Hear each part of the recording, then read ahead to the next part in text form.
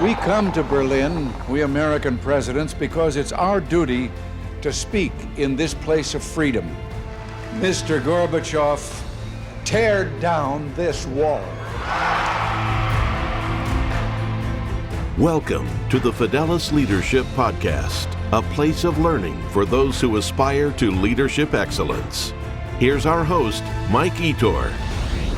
Dr. Eric Recker is a husband, father, dentist, elite success coach, speaker, author, pilot, and recovering triathlete. He has pushed his life to the limit and discovered that what he was searching for at the top of the mountain wasn't there. In this second half of his life, he is committed to helping people learn to win the now and discover the life they were meant to live, a life with hope, a plan, and a belief that good days are truly ahead. I've followed Eric on social media and several podcasts, and I'm excited to hear his thoughts on a variety of topics that apply to those serving in leadership roles. Eric, welcome to the Fidelis Leadership Podcast. Mike, thanks for having me. I'm looking forward to our conversation. Oh, me too. I've been waiting a few weeks to get this one queued up. Well, listen, the intro was very brief. You got a very impressive background, and I only know a thimbleful of it. So give us a few more minutes. What more do we need to know about Dr. Eric Recker?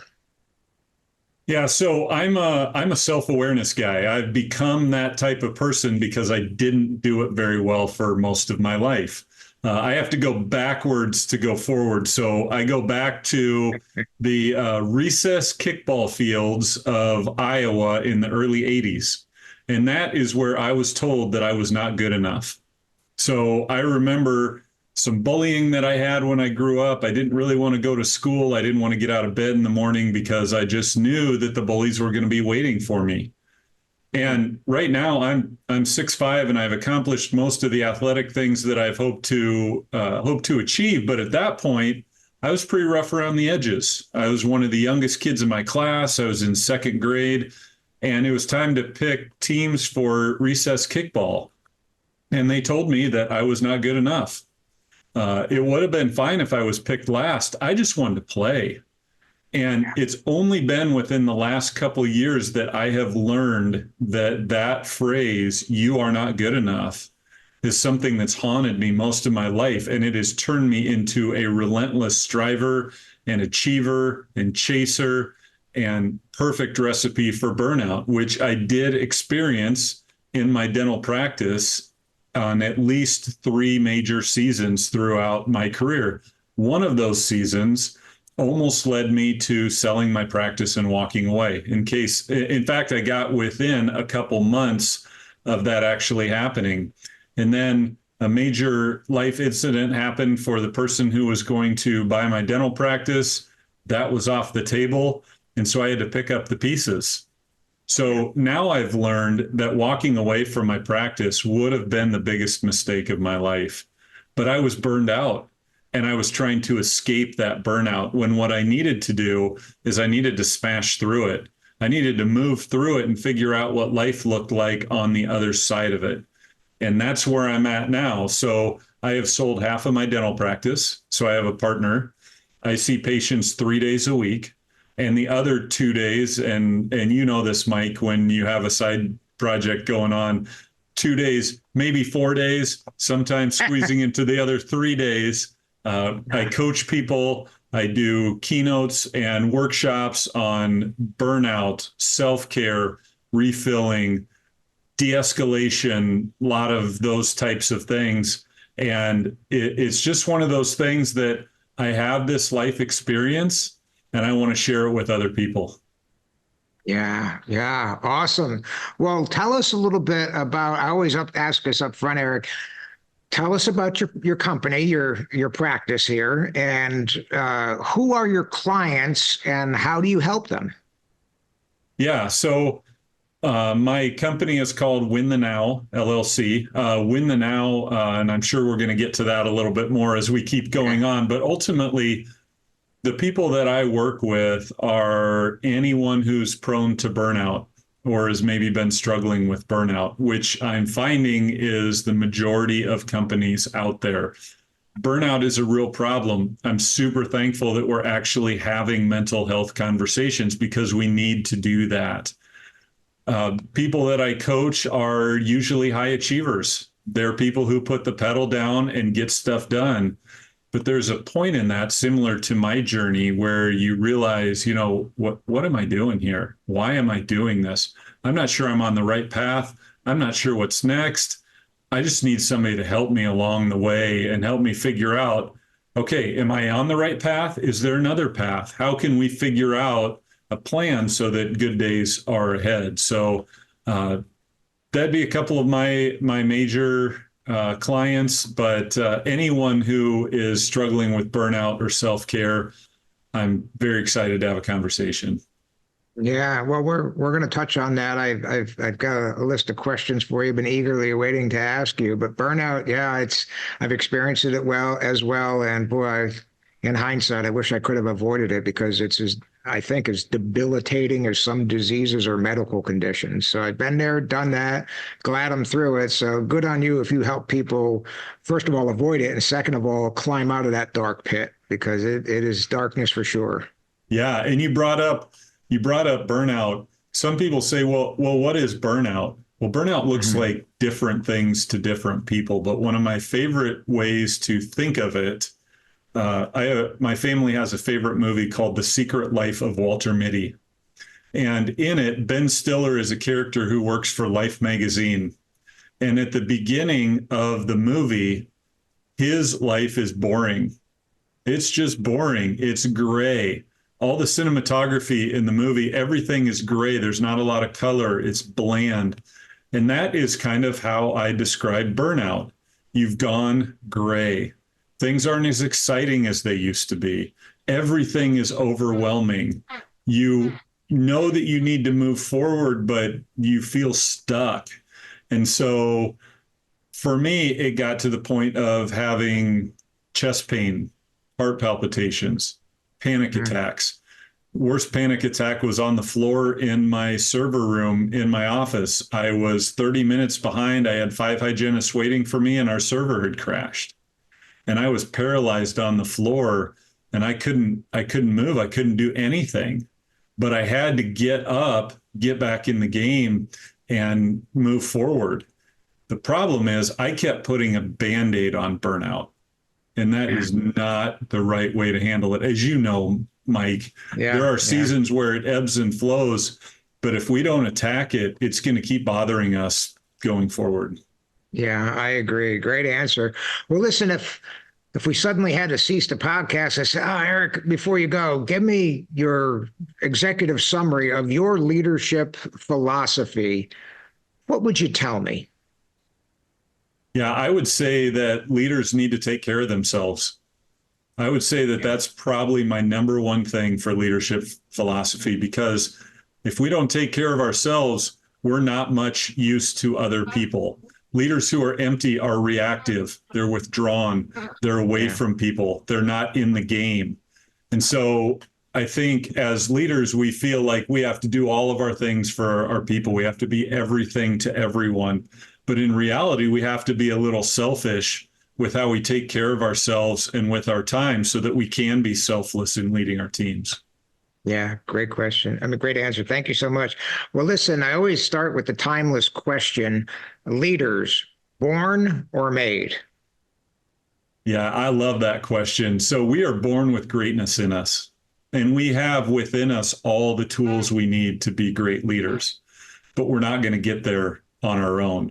We need to be surrounded with other good leaders who can help coax that greatness out of us, who can inspire us, who can lead us down the path. So I think it's a combination. We have it in us, but we'll never get it out of there if we don't have the right people on our side. No, well said. Well, Eric, I know you just published a book 2 or 3 days ago, I believe, titled That Damn Analogy: How to Fill Up, Stay Up, and Impact the World Following a Few Simple Steps. Am I correct that it launched just 2 or 3 days ago? It did. Sure did. Yeah. So today is Monday as we're recording this. I launched it on Friday. I had an all-day event where we had a bunch of people come in. We called it the Win the Now Gathering. It was the first one of those that I've done in my home state. I've done them with teams in other places. But it was awesome. So we had 30 high achievers come in, and we just talked about some of these principles that are in the book during the day, and then had a book launch party in the evening. So I'll be honest with you, Mike, these last 2 days, I've had to focus pretty seriously on recovery because we were ramping up to that event for about the last 6 months. Yeah, I can believe that. Well, best of luck. I would assume that you're already seeing. I'm an author myself, so there's few feelings like holding your book for the first time. The first time you ever see a book with your name on it, it's just a surreal feeling.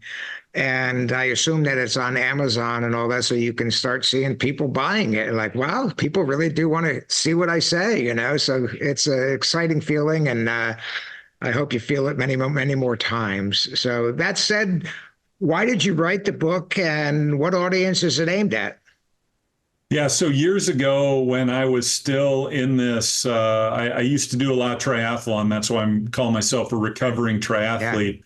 And a lot of times Sunday mornings I would do for my workout before my family and I would go to church is I would go for a bike ride, and I would ride across our dam. There's a lake about a mile away from where I used to live, and there was a dam there and a river on the other side. So I would ride across. Usually on Sunday mornings, I had a route that I would take. And as I was riding across there one day, I just felt, when you don't really hear it audibly, but you know it right in your gut. And what I heard was, "We are the dam." And I thought, okay, it's Sunday morning. I didn't sleep particularly well. I mean, is this low blood sugar? What is going on? We are the dam. Yeah. What does that even mean? So over the next several years, I tried to unpack that more and more. And that's where the book came from. So basically what it means is we are the dam. All that we really are doing in our lives is controlling the flow of energy that goes through us. So on one side, we have a lake. And that's the reserves that we have within us. And then we have a river, and the river is all the energy that we spend. So we spend energy on our jobs. We spend energy being husband, father, spouse, friend. We spend energy volunteering. We spend energy even while we're sleeping. There are body processes going on. The reality is, we're pretty good at the outflow part in the sense that we're going to get our stuff done. We're just going to figure out how to get our stuff done, especially high achievers. But we're not so good at the inflow side, the lake side. And what happens a lot of times is we just get low. We get empty. And then, so the book is all about strategies for how do we fill up? How do we look at the outflows in our life and determine, okay, which of these are serving others, serving our impact, serving our why, and which of them are just outflow for the sake of outflow? Great. Well, I know it's a book. I have not read it, by the way. I really just found out about it a week ago. Can you talk about some of the major concepts? I know you just did, I think, but a couple more of the major concepts that the book explores and addresses? Yeah. So we start by just talking about where we're at. And I think one of the big keys of self-awareness is kind of getting at the moment by moment State of the Union address. So I ask myself every day, okay, how is Eric doing today? On a 1 to 10 scale. And I have 3 different ways that we talk about this. On a 1 to 10 scale, we use a fuel tank. We use the image of like a body battery on a watch. But first of all, we have to know where we are. So I love the gas tank analogy. So we have empty and full. And I had somebody tell me on a podcast a couple of weeks ago, he said, "Oh, I love this analogy because I grew up in Minnesota and the winters were so bloody cold. You would never want to be caught with less than half a tank of gas. Because if you got in car trouble and you got stranded, you're going to need some of that gas to keep the heater on. You don't want things to freeze up. It's just one of those things. Automatically, he said he always made sure his tank was halfway full. I wish we would look at ourselves like that. If we're ever getting below half a tank, okay, that's fine. We can run here for a little bit. but we need to figure out how can we move that needle back to the favorable side. So knowing where we're at is one of the huge ones. Another one is, what are some of the concepts what are some of the things that we can do to help ourselves refuel? How can we move that needle to the right? I don't know, Mike, if you've ever, and my family laughs at me every time I do this, but there's a line dance that's sometimes done at weddings and different things. And it goes to the left, to the left, to the left, and then to the right, to the right. So life moves us to the left. We need to figure out how to move to the right. So I ask people, what are you doing to take care of yourself? Well, in 3 months, I'm going on a 1-week vacation. I said, well, that's great, but what are you going to do until then? Oh, I'm just going to work right up until then. So I think the problem is we wait for what we think are going to be these great refueling events. But instead, what happens is we coast in on fumes, right? We are burning the candle at both ends right until we get on that plane. Then we get on that plane and say, I'm going to relax. I'm going to settle down. I'm not going to do anything. And it really takes us 5 of the 7 days to uncork and really settle down. And then all of a sudden the vacation is done. So it's really about what are things we can do on a Tuesday to fill us back up? What are things we can do after work on a Monday that actually fill us back up? We might not have a week for a vacation, might only have a long weekend, might only have a day, might only have an hour. And in each of those, might even have 5 minutes. In each of those timeframes, what is something I can do to help refill myself so that I have something in the tank to be able to help others? Yeah, awesome. Well, I know, Eric, you've written another book titled Win the Now, and you've already explained what that concept is. Sounds an awful lot like this recent book, that Damnology is very complementary and supportive to Win the Now and vice versa. Can you talk a little bit about Win the Now, and same audience, same large principles you're aiming at? Yeah, very similar. So Win the Now is, I call it the mindset of presence. So what I've found, and what I found in myself, what I found in my coaching clients and the people that I work with, is that for the most part, we are in one of two places.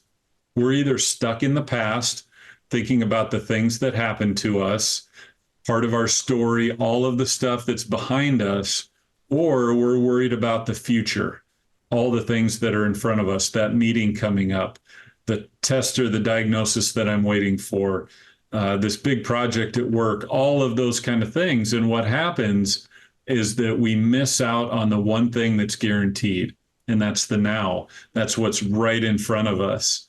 And then once we know what our different nows are in our life, whether that's we're in a meeting at work, or we're at the dinner table with our family, or we have 5 minutes in between a meeting, those are the different nows in our life. Then we start looking for, what do wins look like in those times? So for us, Mike, during this hour, this is the now for us. So what do wins look like? Wins look like a good conversation for us.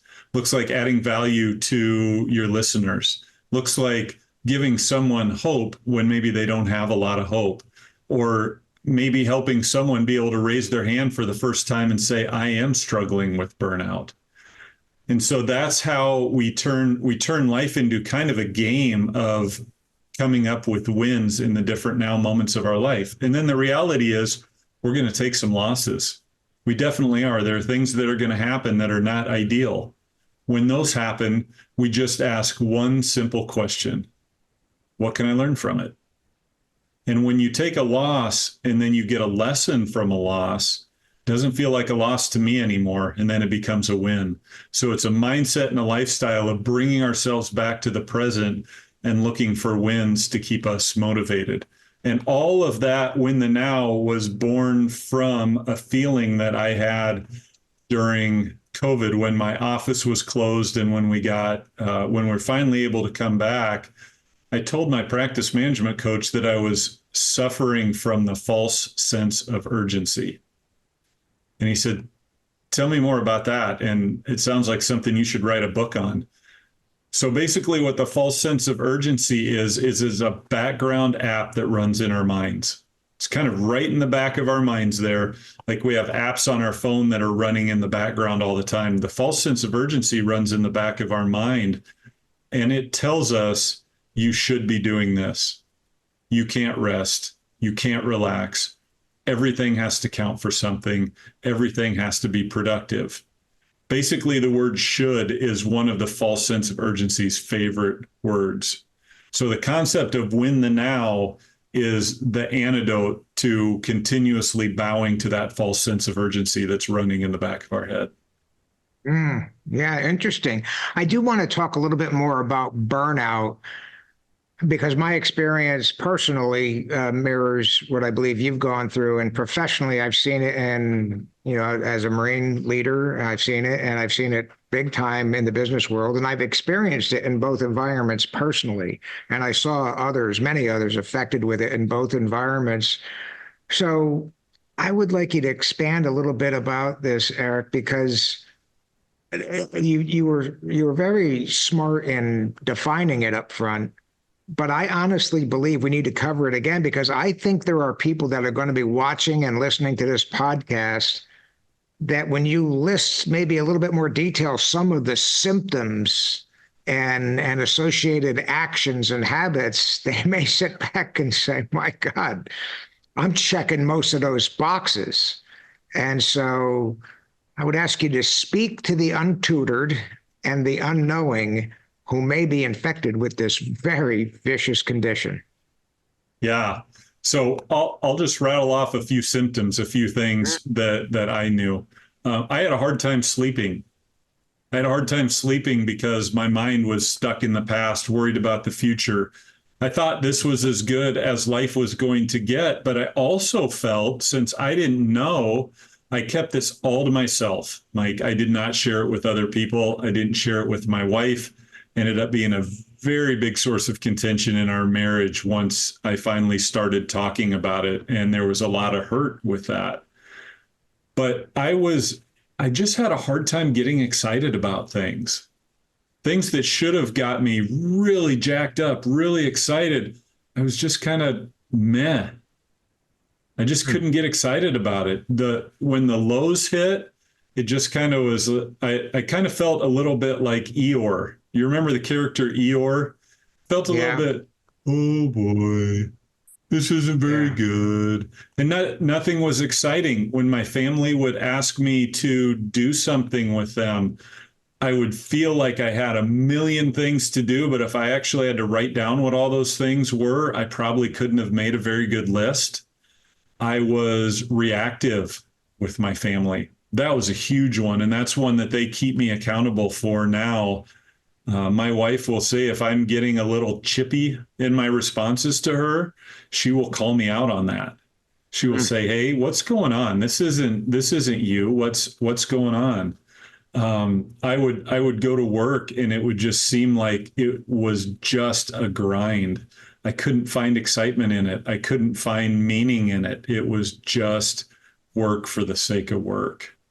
So, and one of the things is it was hard for me to raise my hand and tell anybody that I was struggling with this. It really was. And because of that, I wanted to make a resource where people could raise their hand without other people knowing about it, that they might be struggling some with burnout. So I created a 5-day knockback burnout challenge that is on my website, and it's free. And if you're thinking that I don't know if I want to raise my hand high up in the air, but maybe I want to raise it a little bit, it's a good way to check and see if that is the case, and then take a couple steps to kind of push that hold of burnout back. And one other thing as I'm saying this, I started isolating myself, and I'm a person who likes to be around people. I like to be around people. I recharge fairly well by myself, but I like to be around people. And I was withdrawing from some social things. I was making excuses for why I couldn't get together with people. So isolation was yet another symptom of burnout for me. How about you, Mike? What were you feeling? Well, I checked some of those boxes you're talking about too, to include I was in a C-level named executive officer role in a billion plus company. And a lot of pressure there, when the publicly traded world is looking at you, everything's out in the open and the expectations are always high. And I mean, if you miss earnings, your company misses earnings by 1 penny for that quarter, your stock is going to tumble. And it's like, what do you guys got it? What's going on? The investors are calling you and all of that. There's a lot of pressure. And I had a large span of control. So I felt it all, and now I will say this, that I could get excited about things. What happened to me though was I wasn't present enough when we achieved those things and knocked them out of the park. Successful software implementation, successful whatever, integration of an acquired company at a time when I should have been really rejoicing with everybody else. I think my battlefield training and instinct said, okay, that's great. What's next? What's next? And I was always looking at what's next, what's over the horizon, what's next. And in hindsight, I not only did that professionally, I did that personally, And so I talk to a lot of people now. I coach a lot of executives and leaders at every level, Eric, and I tell them, I was a good father, a good provider, but I could have been a better daddy, in the sense that, I took the job serious, maybe overly serious, in the sense that, Mike, if you got hit by a car and you were no longer there, and they're going to have a little service for you at work, but they're going to look for somebody. And guess what? The company's going to roll on without you. And I realize that now, and I knew it then, but I just, I let the importance of my job, it didn't give me a big head, Eric, but I took it so seriously that I was 100% devoted and invested to it with very little downtime for myself or involvement with my family. Same thing that I'm sure you did. And of course, when it comes to your children and your family, those things, some of them the time is gone. Those are irretrievable. I can't go back and go to those high school events that I missed, and just taking, my children out one at a time for lunch or something like that. So I've got good children and we've got good relationships and all of that. But boy, you talk about a company man that was totally committed to an unhealthy, unrealistic degree. And by the way, I'm talking to people here, Eric, in the podcast. Nobody was asking me to do that. In hindsight, I could have ratcheted back my effort 50% and still doubled their expectations at least. Yeah. So it was me. I was laying that standard of perfection and that standard of what's next, never be surprised, forward thinking, proactive, and all of that. And those are good qualities, but as you know, take them too far and they are not only unhealthy, they can absolutely be destructive. So yeah, that's my story. That's why I'm interested when I saw what you do and all of that. I could have used you 15, 20 years ago, I'll tell you that, but of course you didn't know 20 years ago what you know now either. So we both could have used somebody else and been in the same class together, So. Yeah. And I love that you brought those things up. We set expectations for ourselves that we would never dream of putting on someone else. I missed some things too because of my schedule here at my office. And it always drove me crazy that my kids would bring home a note on Friday that they had something Monday morning. I'm like, I can't work with that. I can't reschedule my patient. So that always drove me crazy. But I want to poke at the celebration thing a little bit because I think that is huge. Yeah. That was a struggle for me. And now I coach people that, hey, you should try to get to a 4-year-old's birthday party once a year. And it doesn't have to be a 4-year-old, but the concept is there. A 4-year-old, when they have their birthday party, they're old enough to understand what it is. And they are just partying. They're just happy. They have no other cares in the world. They just know it's their birthday and it's time to celebrate. I got to the top of Mount Kilimanjaro and I was like, okay, what's next? I got to the finish line of my first Ironman triathlon. And the next day I was on Google looking for double Ironman races. Come on, we got to celebrate. It took me almost a year to get ready for that Ironman race. It's time to take a day or maybe 2 days and really celebrate it. And so some people will say, well, I'm not accomplishing big projects. I'm not doing Ironman races. But guess what? Sometimes you get to the end of a week, and that's a bigger accomplishment considering everything you have in your lives than it was for me to cross an Ironman finish line. Yeah. Sometimes getting out of bed in the morning is worth celebrating. So I think we have to give ourselves a little bit of grace, and we have to celebrate the things that we do. Maybe it's, I'm going to get through this heck of a week, and Friday night I'm going to go with my family and we're going to get ice cream. And that's how we're going to celebrate. It doesn't have to be big, but man, celebrate. Make a big deal of the accomplishments that we have. It goes a long way. Yeah, I agree with everything you said. And I'll tell you what I started doing after I caught myself, and unfortunately too late. I started scheduling those things proactively because I found if I didn't schedule it, it wouldn't get on the schedule. And I'm a schedule guy. And so I would go out in some cases the entire year and schedule when I was going to take vacation. Because I was a senior guy. I got like 5 weeks of vacation. There were years I took no vacation. If I needed a day off to go to the dentist or something, I took it, but I didn't, and because I didn't feel I needed it. I was a poor kid growing up. We didn't have family vacations. So I didn't know intuitively that I was supposed to do that with my family. I really didn't know. And so it's just looking. So I started scheduling lunches with my wife, mornings now and then, every few weeks, where I would tell my guys, look, I'm coming in late tomorrow morning. And I would have breakfast with my wife or with my children or just whatever. And the company didn't crater and I was better off for it and all of that. So, yeah. And I'd like to get your thought on, because I think there's people sitting upright in their chair or their car while they're driving now. Do you find value in the concept of scheduling things out? And if you follow that schedule, you're going to ensure that you work out, you take a day. If you don't plan that summer cruise in February, it's probably going to be all full. By the time you check on it in May, it's like, well, sorry, there's no cruises left. Those kind of things. Any thoughts?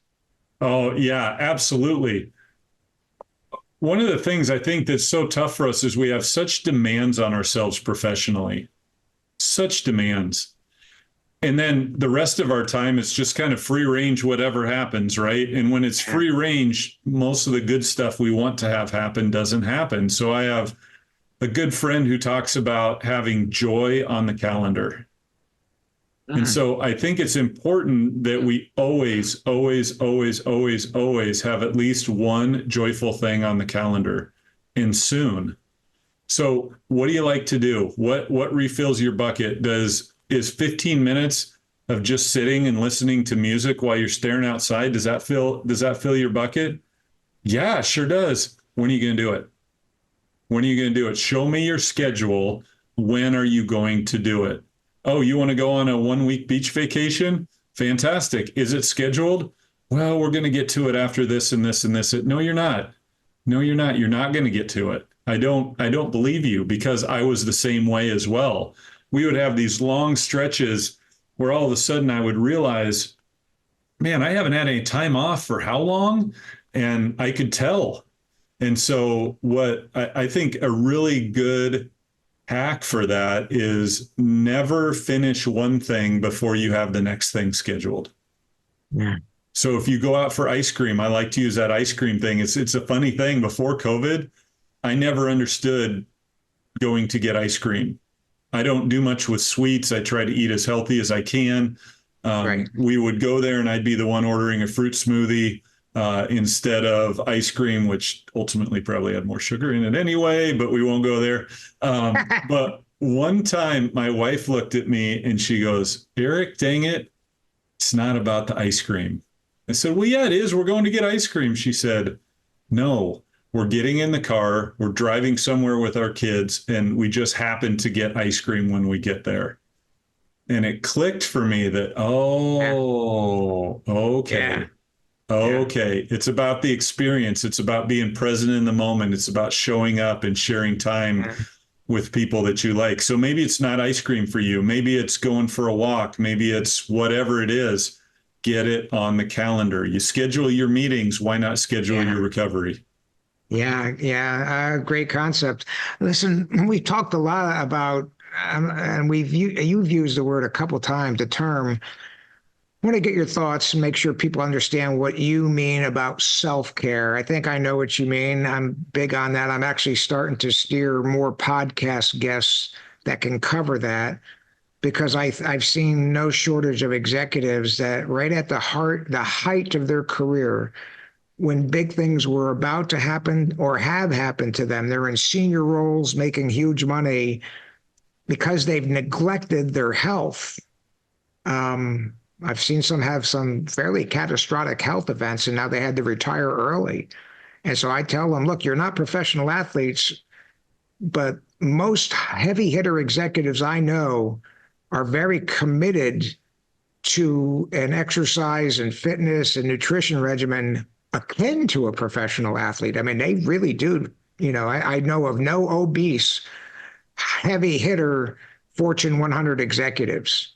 Now, they're not Olympic athletes. They may have a little pudge on them when they're 67 years old, but I guarantee you almost every one of them gets their morning workout in before 7 a.m. So any general thoughts on self-care? Yeah, I think one concept we need to wrap our heads around is self-care is other care. So if we want to take care of our people, there has to be something that we have to be able to take care of them. So if we're neglecting ourselves, we're going to ultimately neglect our people too. That's just how it goes. So I knew that after I had my event on Friday, because I am learning self-awareness over time, I knew that I needed to do something because my mind had been so focused on this event. I needed to do something. I needed to move. I needed to do something physical. So I'm training for a big hike that's coming up in August. And so I walked from my house. A lot of it is along the lake, but it's a 20-mile walk to get to this tower that's 170 stairs up. And then at the end of that 20-mile walk, I hiked up and down the tower a couple times. And I did that because my mind had been so busy that I just needed to do something physical. I tell you what, that 5-hour walk for me, and it was a pretty brisk walk, was amazingly restorative for me. I like to say I felt my soul waking back up because I'd been so focused, so looking forward. And it was interesting, while I was walking, I saw a sign on the side of the road. It wasn't up anymore. It was an old construction sign, and it said, "Be prepared to stop."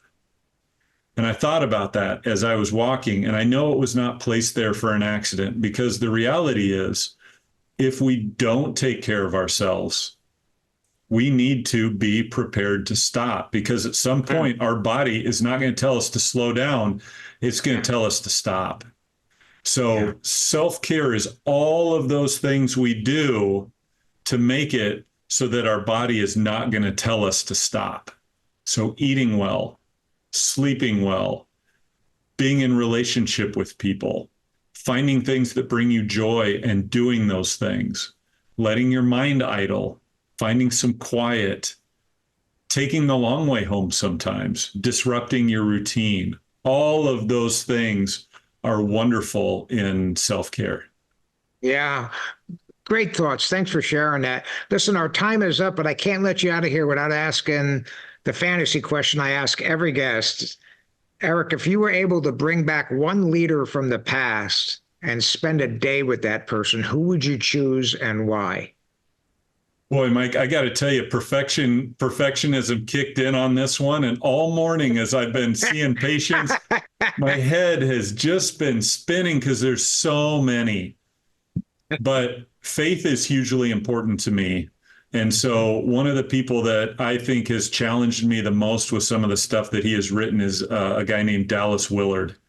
And he was a theologian, incredibly deep thinker. And I would love to hear how he was able to put together his thoughts on such complex topics and make them accessible. And I would just like to, man, I would have such a list of questions for him. It would be unbelievable. Yeah. We'd probably get to a third of them. Yeah. What era did he live in? He passed away fairly recently, within the last several years. Yeah. So you've read his stuff, but you never did see him in person or talk to him? I did not. No. He's got a book called Divine Conspiracy, which I think I probably could read 50 times and that's a good not book. grasp everything from it. So it's a cool book. Yes. Well, listen, how do our listeners find your book, and especially this new one that just launched and all of that? And how do they find out more about you, and how do they contact you if they'd like to? Yeah, so both of my books are available on Amazon, just released, so they're pretty easy to find. You can find them either by my name or the titles. Other than that, home base for me is my website, just ericrecker.com. There's information to have a conversation about coaching, to hire me as a speaker or workshop facilitator. I love to come into companies and do that damn analogy presentation workshop for 2 to 3 hours, depending on what your needs are and time. And it is just a super fun time of self-awareness, exploration, chance for, it's amazing how much people open up when we do that. So everything's there, links to my social media and everything else. There's a way to contact me through there. So I would love to have a conversation if you want to try to move your life forward. Sounds good. Well, listen, I can't thank you enough for coming and sharing your wisdom and insights with us today, Eric. Selfishly, I would ask that you consider coming back to do another episode someday. Let's do it, Mike. I'm in. All right. Well, good luck. Good luck to you. Good luck with the book. I'm going to go and this afternoon buy a copy. And again, thank you so much. It's been a delightful conversation. Be well, Eric. And you as well, Mike. Thank you. We hope you've enjoyed this podcast. Please subscribe, rate, review, and recommend to your friends. Please visit our website at fidelisleadership.com and sign up for our leadership newsletter. Until next time, remember the words of the ancient Greek philosopher Pericles. What you leave behind is not what is engraved in stone monuments, but is woven in the lives of others.